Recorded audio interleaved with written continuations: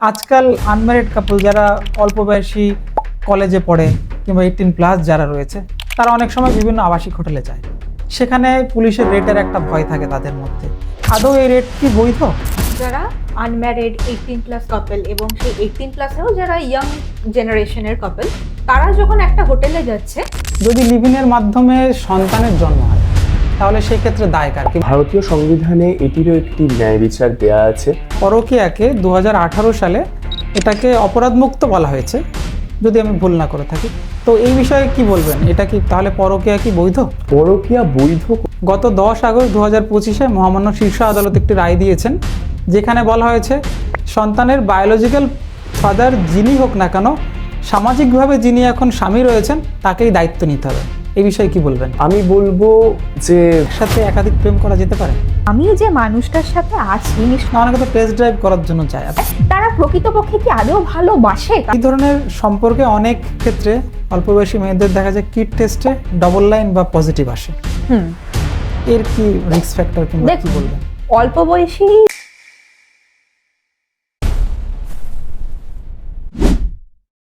নমস্কার, আমি জয়ন্ত। আমাদের আজকের বিশেষ পডকাস্টে আপনাদের সবাইকে স্বাগতম। আজ আমরা এমন কিছু বিষয় নিয়ে কথা বলবো যা আইনি এবং সামাজিকভাবে অত্যন্ত চর্চিত বিষয়। লিভ ইন রিলেশনশিপ, বিবাহ বহির্ভূত সম্পর্ক এবং তরুণ প্রজন্মের একাধিক সম্পর্কের ট্রেন্ড। আমাদের সাথে আছেন আজকের আইন ইন্টার্ন পঞ্চতপশীল এবং ল ইন্টার্ন নিনানী বসু। নমস্কার, আপনাদের দুজনকে আমাদের চ্যানেলে স্বাগতম। নমস্কার, শুভ সন্ধ্যা। প্রথমেই আমি পঞ্চতপ স্যারের কাছে আসব। বর্তমানে লিভিং শব্দটি খুবই জনপ্রিয় কিংবা ট্রেন্ডিং হয়ে উঠছে। ভারতীয় আইনের বৈধতা কতটা? দেখুন, আশা করি আপনারা সবই সম্প্রতিকালে সুপ্রিম কোর্টের একটি রায় শুনেছেন, যেখানে তারা লিভ ইনকে সম্পূর্ণভাবে সমর্থন করেছে। কারণ আমাদের সংবিধানে, কনস্টিটিউশনে আর্টিকেল 21, যেটা বেসিক্যালি আপনার right to personal liberty and life, এটাকে আপহোল্ড করে। সেই নিয়মটি দেখে বলেছেন যে কারো নিজের মতো অনুযায়ী সে যদি নিজের জীবন সঙ্গীর সঙ্গে বিবাহ প্রক্রিয়া সম্পূর্ণ না করে তার সঙ্গে একটি জীবন কাটাতে চায়, সেটি দুটি কনসেন্টিং অ্যাডাল্ট, মানে দুটি ক্লাস, হ্যাঁ এক্স্যাক্টলি, তাদের মতো করে তারা নিজেদের জীবন কাটাতে পারে। তার মানে কি যে কেউ লিভ ইন করতে পারে? না, যে কেউ। এবার অবভিয়াসলি তার কিছু ক্রাইটেরিয়া আছে। আপনাকে 18 সালের ঊর্ধ্বে হতে হবে, আপনার বয়স 18 থেকে বেশি হতে হবে, আপনার সমাজ আশেপাশে যারা তাদেরকে সেটাকে মেনে নিতে হবে, ঠিক আছে, এবং ইত্যাদি ইত্যাদি। আচ্ছা, গত বছর মাদ্রাজ হাইকোর্ট থেকে একটা রায় দেওয়া হয়েছিল লিভ ইনকে গান্ধর্ব বিবাহ হিসাবে মেনে নেওয়ার জন্য পরামর্শ দেওয়া হয়েছিল। এই বিষয়ে কি বলবেন? এই বিষয়ে এবার একটি কোর্টের নির্দেশ আমাদের সবাইকে মেনে নিতেই হবে। কারো পছন্দ হতে পারে, অপছন্দ হতে পারে। আমি এটাই খুব একটি মন্তব্য করতে চাইবো না। একটি কোর্টের নির্দেশিকা, তো সেটা আছে, তো আছে, সাবজুডিশিয়াল বিষয়। বিষয়। আচ্ছা, এখানে একটা প্রশ্ন রয়েছে, যদি লিভ ইনের মাধ্যমে সন্তানের জন্ম হয় তাহলে সেক্ষেত্রে দায় কার কিংবা আইনি কি প্রক্রিয়া রয়েছে? দেখুন, ভারতীয় সংবিধানে এটিরও একটি ন্যায় বিচার দেয়া আছে। According to the protection of women's act 2005, সেটি অনুযায়ী আপনার যদি কোনো সন্তান জন্মগ্রহণ করে আপনার এই লিভ ইন রিলেশনশিপের স্ট্যাটাস অনুযায়ী, মা বাবা সমান, দুজনকেই সমান দায়বদ্ধতা নিতে হবে তার, এবং বাকি যে কোনো নর্মাল 4-5টি বাচ্চার মতো তারও নিজের বাবার সম্পত্তির ওপর উত্তরাধিকারী সে হতে পারবে, এবং দায়বদ্ধতা দুজনকেই সমানভাবে ভাগ করে নিতে হবে। সম্প্রতি উত্তরাখণ্ডে লিভ ইনকে রেজিস্ট্রেশন বাধ্যতামূলক করা হয়েছে। পশ্চিমবঙ্গ শোনা যাচ্ছে এই ধরনের আইন আসতে পারে। এই বিষয়ে কি বলবেন? দেখুন, এবার রেজিস্ট্রেশন লিভ ইনের করানো যেতেই পারে, কিন্তু আমি বলবো এটি একটি দুধারী তলোয়ারের মতো। এটি কিছু গুড কনসিকুয়েন্সেসও আছে, এটি কিছু ব্যাড কনসিকুয়েন্সেসও আছে। প্রোস অ্যান্ড কনস আপনি যেরকম বলতে পারেন। কারণ এবারে গুড কনসিকুয়েন্সেস কি, আজকালকার সম্প্রতিকালে এরকম দেখা যাচ্ছে অনেক এরকম লিভ ইন সিচুয়েশনসে অনেকে সাডেনলি মুভ আউট করতে চাইছে, রিলেশনশিপটা সাডেনলি এন্ড আউট করে তারা নতুন বেটার পার্টনার্সের খোঁজে বেরোচ্ছে। তো কাউন্টার সাইড, মানে অপোজিট সাইডের যারা এরকম কোনো প্ল্যান রাখেননি বা তাদের এরকম কোনো ব্যাকআপ অপশন ছিল না, তারা সাফার করছে। বা কেউ যদি কনসিভ করে, কোনো মহিলা যদি একটি ছেলে বা মেয়ে কনসিভ করে ওই রিলেশনশিপ পিরিয়ডে, বা তার এক্সপেন্সেস কোনোভাবে হ্যাম্পার্ড হয়, সেটির জন্য এটি একটি ট্র্যাক রাখা খুবই দরকার যে রিলেশনশিপ স্টেটাসটি কতটা বৈধতামূলক বা কতটা তার বৈধতা আছে এই সমাজে। ঠিক সেরকম ভাবেই এর ব্যাড কনসিকুয়েন্সেস গুলো কি, কোনো কাপল যদি নিজেদের প্রাইভেট লাইফ বা নিজেদের প্রাইভেট স্পেস, যেটার জন্য মেনলি লিভ ইন করে সবাই বা অনেকে, যে একটি ট্রাই আউট পিরিয়ড, যে এই সম্পর্কে যদি খাটে তো তারা সেই সম্পর্কটি চালাবে, কিন্তু যদি না খাটে তাহলে তারা চালাবে না। তো সেই প্রাইভেসিটা তাদের হ্যাম্পার হয়। চারটে লোক জানলো, চারটে লোক চারটে জিনিস বললো, চারটে কথা বললো, আলটিমেটলি সোসাইটিতে তাদের একটা পজিশন বা প্রেস্টিজ হ্যাম্পার হতে পারে। তাহলে আপনি কি এটাই বলতে চাচ্ছেন যে যে কেউ ইচ্ছা করলে কারোর সঙ্গে রিলেশনশিপ করুক এবং তাদের যদি বাচ্চা কাচ্চা হয় সেক্ষেত্রেও কেউ তখন তো এমনি জেনে যাবে? না, সে তো অবশ্যই। আমি সেই জন্যই তো বললাম না, প্রোজ অ্যান্ড কনসিকুয়েন্সেস এটি দুটোই আছে। প্রোজ যেমন আমি বললাম যে আপনার একটা ট্র্যাক রেকর্ড রাখা ভালো, নয়তো যে কেউ কোনো অপরাধমূলক কাজ করে সে পলাতক হয়ে যেতে পারে, তারপরে খোঁজ না পাওয়া যেতে পারে, বা এবার সেটি এমন না যে কোনো পুরুষ বা স্ত্রী বিশেষজ্ঞ, সেটি দুই দিক থেকেই হতে পারে। ঠিক আছে, তো সেই জন্যই আমার মতে রেজিস্ট্রেশন করানো ভালো, কিন্তু আলটিমেটলি যেটা হয় সেটা হচ্ছে এটার মূল পারপাসটা, মেন পারপাস যেটা, that is the privacy, that gets hampered a lot. না, প্রাইভেসি আছে, সবই ঠিক আছে, কিন্তু যদি কেউ এটাকে মানে ফায়দাও তো তুলতে পারে। না, ফায়দা তোলার জন্যই তো আছে না উইমেন্স প্রোটেকশন অ্যাক্ট 2005। এখানে যদি এইরকম কোনো ফায়দা তোলার কথা বলা হয় তাহলে সেরকম ভাবে নির্দেশিকাও দেওয়া আছে যে বাচ্চা হলে তার দায়বদ্ধতা মা বাবা দুজনকেই নিতে হবে, একে অপরের consequences whatever they face দুজনকে একসাথে ফেস করতে হবে। তো সেই রাইটটা ওমেন্স সাইড হোক বা ম্যান সাইড হোক, দুটো সাইড থেকেই রিজার্ভড আছে। এখানে একটা সাইড রয়েছে যে অনেকে এরকম হয় যে দুজনের সম্মতিতেই কোনো একটা রিলেশনশিপ হলো, কিন্তু সেক্ষেত্রে পরে মেয়েটা বলছে যে না আমাকে জোর করে কিছু একটা করা হয়েছে, কিন্তু সেক্ষেত্রে যদি একটা রেজিস্ট্রেশন থাকে সেখানে তো একটা প্রুফ থাকে না দুজনের কনসার্ন ছিল এখানে। এবার coming to that very part, আমি এই পার্টে আসতাম আপনি না বললেও, সেটি হচ্ছে যে রেজিস্ট্রেশন সত্যি দরকার, কিন্তু অ্যাজ আই অ্যাগেন সেড, আমি ওই ফার্স্ট পয়েন্টটা ফোরমোস্ট হোল্ড আপ করবো যে প্রাইভেসিটা খুবই হ্যাম্পার হয়। দ্বিতীয় কথায় যদি আসি আমি, একটি পুরুষ এবং একটি স্ত্রী যদি কনসেনশুয়াল কোনো অ্যাক্টে ইনভলভ থাকেন তাহলে তার একমাত্র প্রমাণ রেজিস্ট্রেশন হতে পারে না। তাদের নিজেদের কথোপকথন, নিজেদের এক্সপিরিয়েন্স ওভার টাইম শেয়ার্ড, তাদের বিভিন্ন মানে মেসেজ বলতে পারুন, হোয়াটসঅ্যাপ চ্যাটস বলতে পারুন, বা নিজেদের মধ্যে ডিফারেন্ট টাইম স্পেন্ড করা, তো সেই পাবলিক লাইফটা তাদের যেটা, সেটি অন্য চারটি লোকও দেখতে পাচ্ছে, তো তাদের চোখেও জিনিসটা একটি মান্যতা পায় যে হ্যাঁ এরা লিভ ইন সিচুয়েশনে আছে কিন্তু নিজেদেরকে স্বামী স্ত্রীর মতোই ট্রিট করে। আলটিমেটলি জিনিসটি যেটা, যে শুধুমাত্র রেজিস্ট্রেশন দিয়ে আপনি বাঁচাতে পারবেন না। আপনি রেজিস্ট্রি করে রাখলেন তার মানে এই না যে আপনার এগেইনস্টে কোনো অ্যাট্রোসিটি হবে না। অ্যাট্রোসিটি হলে আপনাকে সেই কোর্টেই আসতে হবে, কোর্টে এসে একটি তার জুডিশিয়াল সলিউশন লাগবে আপনার, তো সেটি তো দিচ্ছে অলরেডি ওমেন্স প্রোটেকশন অ্যাক্ট 2005-এ।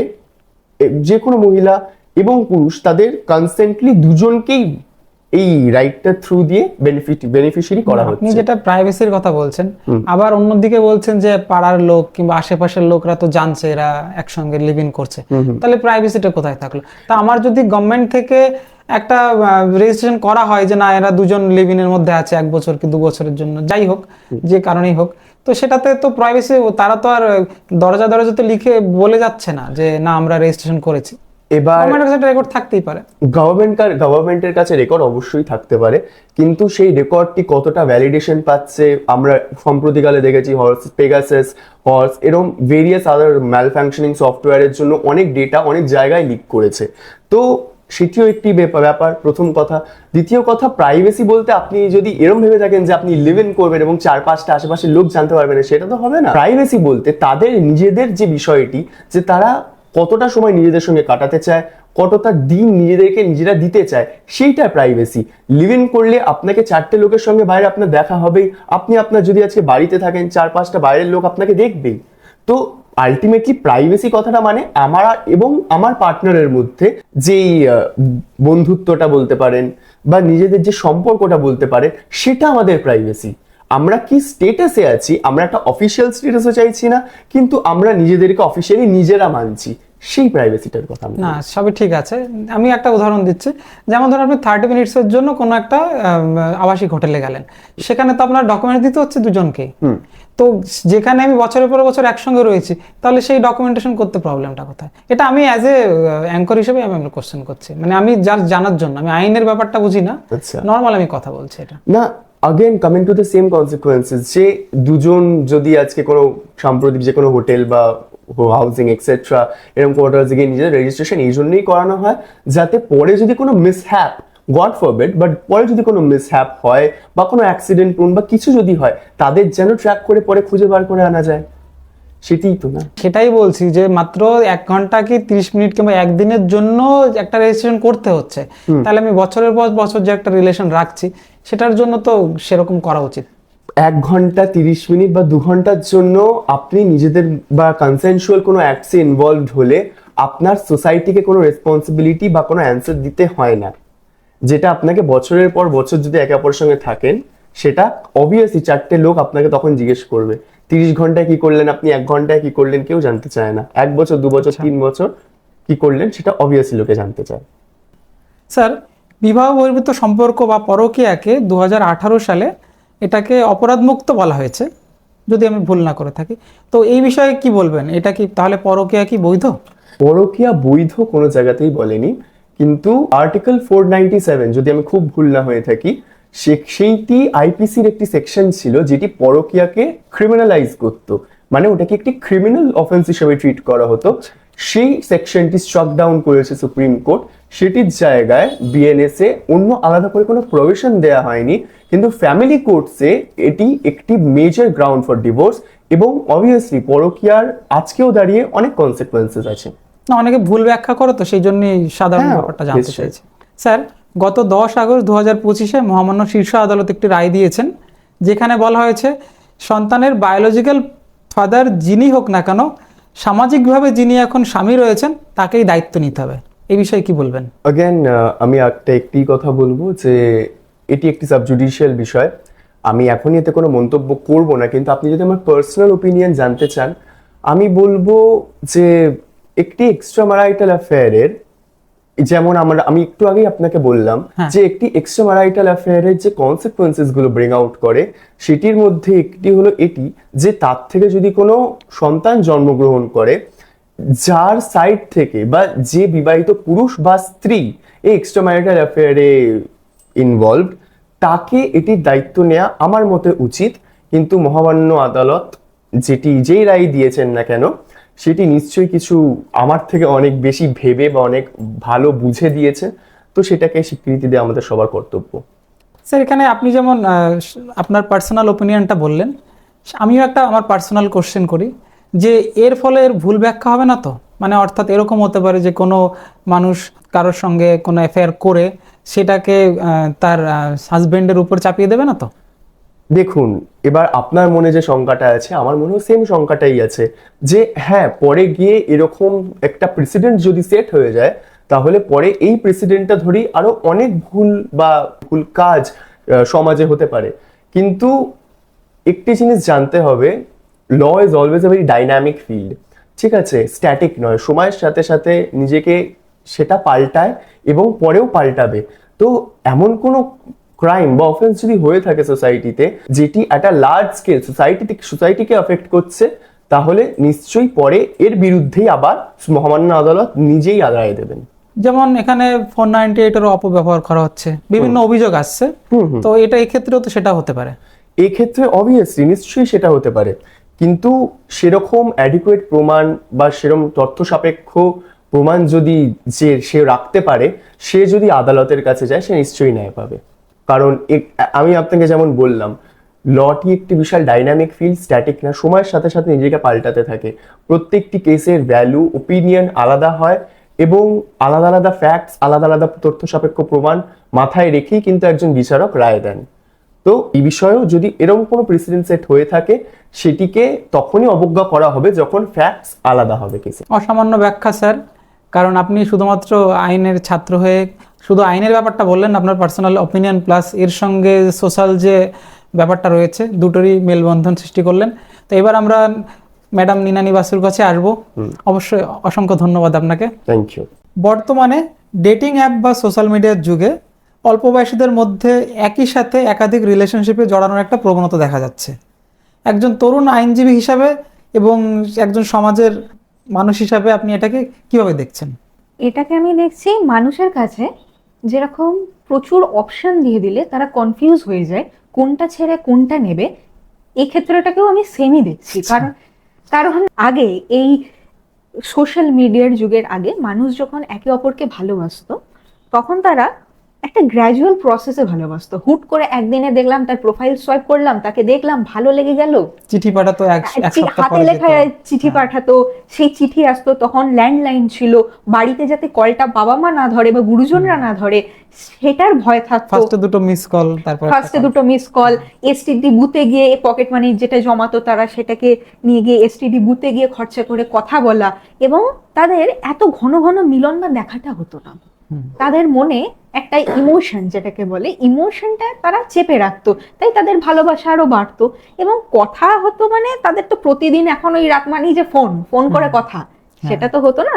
তাদের অনেকদিন অন্তর অন্তর কথা হতো, প্রচুর কথা জমে থাকতো, তারা ইমোশনটাকে আরো ভালোভাবে ব্যক্ত করতো। তাদের মধ্যে একটা ক্রিয়েটিভিটি, ইমাজিনেশন ছিল যে প্রেম জিনিস মানে হচ্ছে যাকে প্রেম করেছি তাকেই ভালোবাসবো এবং একটা চিরস্থায়ী দীর্ঘস্থায়ী প্রেমে পরিপূর্ণ করব। কিন্তু এখন যে আপনি বললেন এই সোশ্যাল মিডিয়ার যুগে এখন প্রচুর তাদের হাতে অপশনস। আজকে যে মানুষটির সাথে তারা আছে তারা ভাবছে পরের দিন আরেকটা মানুষ তার থেকে বেটার পাচ্ছি, এবং এই সোশ্যাল মিডিয়ার কারণে কথা নেই, কথা ফুরিয়ে যাচ্ছে, তাই একটার পর একটা বেটার। আর যেহেতু মাইনরিটি যারা 18 বছরের নিচে বললেন যে বহু বা একাধিক সম্পর্কে জড়িয়ে পড়ছে, আমরা জানি মাইনরদের বোঝার মতো অতটা কম্প্রিহেবিলিটি নেই, তারা বোঝে না, তারা মানে কোনটা চিরস্থায়ী হবে, কোনটা ভালো মানুষ তারা এখনো লোক চিনতে শেখেনি। তাই তারা সবসময় মনে করে আজকে আমার কাছে যেটা আছে হয়তো তার থেকেও বেটার আরেকজন, তাই তারা আসল ভালোবাসা বা লাভ জিনিসটাকে, ইমোশনটাকে চেজ না করে ইনফ্যাচুয়েশন, মানে মনে হচ্ছে ভালোবাসছি কিন্তু ভালোবাসছি মানে এক্সপেরিমেন্ট করে দেখা, এক্সপেরিমেন্ট, হিট অ্যান্ড ট্রায়াল করে একাধিক রিলেশনে জড়িয়ে পড়ছে। আচ্ছা, বর্তমানে আমাদের দেশের আইন এই বিষয়ে কি বলে? মানে একসাথে অবিবাহিতদের একাধিক রিলেশনশিপকে মান্যতা দেয় নাকি এই ব্যাপারে কোনো আইন নেই? আমাদের দেশে বিবাহ সম্পর্কে জড়ানোর পরে যদি তারা পাশাপাশি আরো অন্য রিলেশন রাখে সেটাকে বলে এক্সট্রা ম্যারাইটাল। একটু আগে আমার কলিগ ওখানে বলে গেলেন, তথা আমার বন্ধু ওখানে বলে গেলেন যে এক্সট্রা ম্যারাইটালকে 2018 জোসেফ সাইনের কেসে বলা হয়েছিল যে ওটা ডিক্রিমিনালাইজড, মানে ওটা ক্রিমিনাল অ্যাক্ট নয় কিন্তু আ গ্রাউন্ড ফর ডিভোর্স। তাই ওইটাকে লোকে খুব ভালো চোখে দেখে না, কিন্তু এখন সমাজে আবার ফ্যামিলির প্রেসারে পড়ে বিবাহ সম্পর্কে জড়িত হয়েছে, কিন্তু আরো বেটার অপশন কাউকে পেয়েছে, একটা মনের মানুষ পেয়েছে। তখন তার মানে কি আপনি বলতে চাচ্ছেন একসাথে একাধিক প্রেম করা যেতে পারে? Diplomatic question. এটা সত্যি একটা, দেখুন একসাথে এটা ওপিনিয়ন, মানে মানুষ তো মানুষ ওপিনিয়ন এটা চেঞ্জ করবে, কিন্তু এটাই বক্তব্য যে আমি যে মানুষটার সাথে আছি নিশ্চয়ই আমি তাকে ভালোবেসে আছি।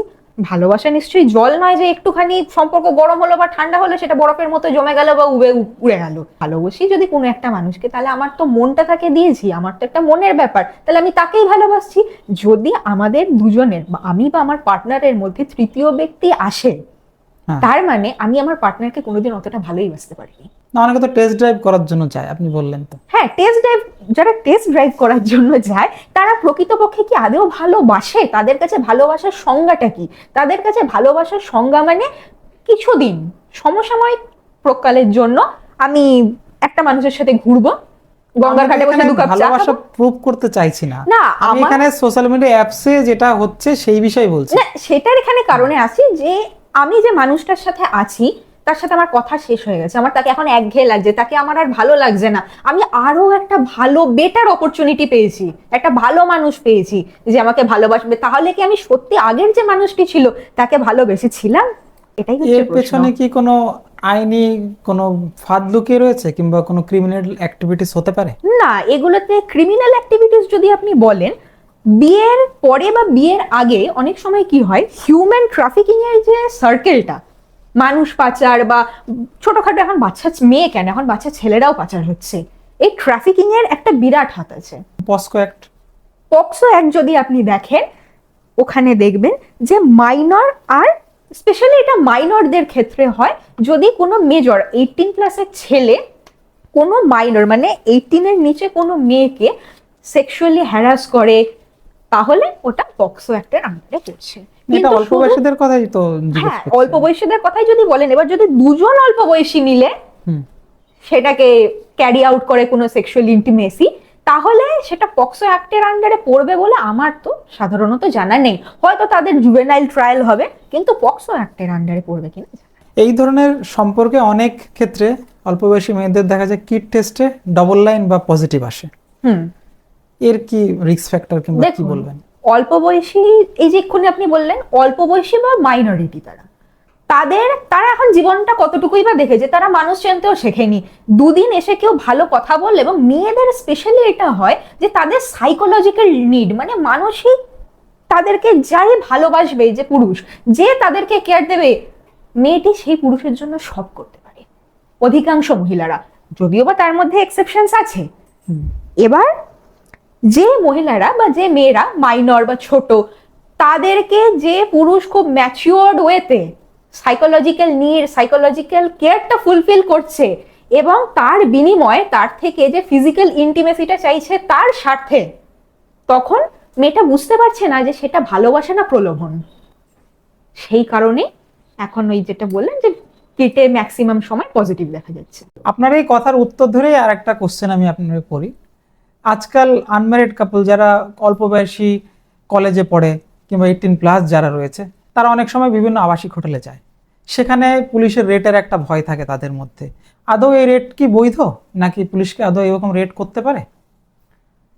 এবার যদি বলি, যারা আনম্যারিড 18+ কাপল, এবং সেই 18+এও যারা ইয়াং জেনারেশনের কাপল, তারা যখন একটা হোটেলে যাচ্ছে, তারা ডকুমেন্টস দিয়ে রেজিস্ট্রেশন করে পেমেন্ট করে হোটেলে আছে, এবং দুজনেরই সহমত আছে, তাই তারা হোটেলে গিয়ে বসবাস করছে। তাই সেই ক্ষেত্রে পুলিশের রেডটা কিন্তু অবৈধ, সেটা কিন্তু বেআইনি। এবং এইসব ক্ষেত্রে যখন রেড হয়, পুলিশ টাকা নেয় কিন্তু চালানের রসিদ দেয় না, কারণ পুলিশ নিজেও জানে সে সেটা বেআইনি কাজ করছে। পুলিশ কখন রেড করতে পারে? পুলিশ রেড এবার কেন করে হোটেলস গুলোতে, দেখবেন কোনো বড় বড় নামজাদা হোটেলসে কিন্তু পুলিশ রেড করে না, কিন্তু ছোটখাটো হোটেলসে পুলিশ রেড করে। তার কারণ হচ্ছে অনেক সময় মাইনর ছেলে বা মেয়েদেরকে, অ্যাডাল্ট ছেলে বা মেয়ে যারা আছে, তারা প্রেমের প্রলোভন দেখিয়ে হোটেলসে নিয়ে যাচ্ছে তাদের নিজেদের শারীরিক লিপ্সা মেটানোর জন্য, এবং তাদেরকে এক্সপ্লয়েট করছে। হিউম্যান ট্রাফিং হয়। হ্যাঁ, না সেটা তো পরে আসছে, এবং তাদেরকে অনেক সময় এক্সপ্লয়েটও করে। হয়তো শারীরিক নিজের কাজকার্য হয়ে গেলে হয়তো তাদেরকে ছেড়ে দেবে, যেহেতু তারা মাইনর, তারা চিনতে শেখেনি কে আসল কে নকল। আচ্ছা। এবং আরেকটা যেটা বিষয় আপনি বললেন, হিউম্যান ট্রাফিকিং, এখন দেখবেন এই হিউম্যান ট্রাফিকিংটা একটা র্যাম্পেন্ট স্কেলে হচ্ছে। বাচ্চা ছেলেদেরকে মেয়েদেরকে ট্রাফিক করা হচ্ছে, অর্গান স্মাগলিং হচ্ছে। তাই এটা তো কোনো বড় বড় হোটেলসে হয় না, কোনো ছোটখাটো নর্মাল হোটেলসে হয়। ডকুমেন্ট দিয়ে রেজিস্ট্রেশন করে পেমেন্ট করে ঢুকলো, এবং প্রেমের প্রলোভন দেখিয়ে যাই হোক কিছু খাবারে মিশিয়ে খাইয়ে দিয়ে তাদেরকে সেন্সলেস করে দিয়ে নয় তাদেরকে ট্রাফিক করা হচ্ছে, নয় তাদের অর্গান স্মাগলিং এই হচ্ছে। রুটিন চেকআপের জন্য, এই রুটিন চেকআপটার জন্যই পুলিশ কিন্তু রেড করে। কিন্তু যদি এবার শুধু দুজনে অ্যাডাল্ট কাপল, যারা অ্যাকচুয়াল পার্টনার্স বা কাপলস, তারা যদি চায় একসাথে দুজনে কনসেনচুয়ালি থাকবে বা হোটেলে বসবাস করবে, তাহলে সেখানে কিন্তু পুলিশকে ভয় পাওয়ার বা পুলিশকে রেডকে ভয় পাওয়ার কোনো বিষয় নেই। অনেক ধন্যবাদ ম্যাম, আপনার সঙ্গে এবং স্যারের সঙ্গে কথা বলে আমরা অনেক কিছু জানতে পারলাম। প্লাস সাধারণ মানুষের মধ্যে আইনের যে ব্যাপারগুলো রয়েছে সেটা অনেকেই জানেন। আইন এবং সামাজিক দিক দিয়ে আপনারা দুদিক দিয়ে আপনারা করলেন, অনেক ধন্যবাদ আমাদের। আর দর্শকদের উদ্দেশ্যে, আপনাদের যদি এই বিষয়ে কোনো রকম কোনো প্রশ্ন থাকে অবশ্যই নিচে কমেন্ট করে জানাবেন, এবং পরবর্তীতে আরও এই ধরনের ভিডিও পেতে চ্যানেলটি অবশ্যই সাবস্ক্রাইব করুন। ধন্যবাদ সকলকে।